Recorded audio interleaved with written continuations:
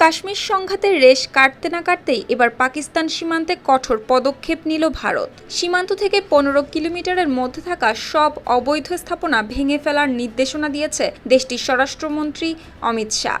আর এই সিদ্ধান্ত ঘিরেই নতুন করে বাড়ছে ভারত পাকিস্তান সীমান্ত উত্তেজনার আশঙ্কা।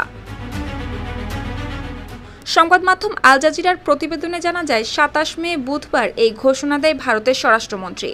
ভারত বলছে পাকিস্তান সীমান্ত দিয়ে অনুপ্রবেশ, মাদক পাচার, অস্ত্র চোরাচালান এবং সন্ত্রাসে অর্থায়নের মতো কার্যক্রম বাড়ছে।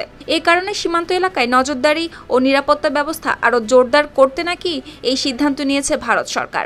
এমনকি ভারতের স্বরাষ্ট্র মন্ত্রণালয়ের এক বিবৃতিতে বলা হয়েছে, আন্তর্জাতিক সীমান্তের 0 থেকে 15 কিলোমিটারের মধ্যে অবৈধ নির্মাণের বিরুদ্ধে জিরো টলারেন্স নীতি কঠোরভাবে বাস্তবায়নের নির্দেশ দিয়েছে অমিত শাহ।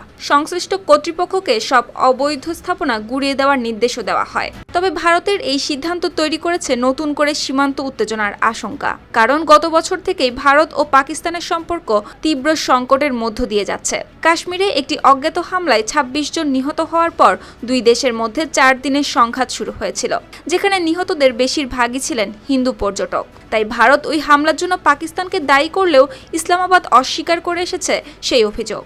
এরপর দুই দেশের মধ্যে পাল্টাপাল্টি ভারী গোলাবর্ষণের ঘটনাও ঘটে, যেখানে নিহত হয় আরও অন্তত 70 জনেরও বেশি মানুষ।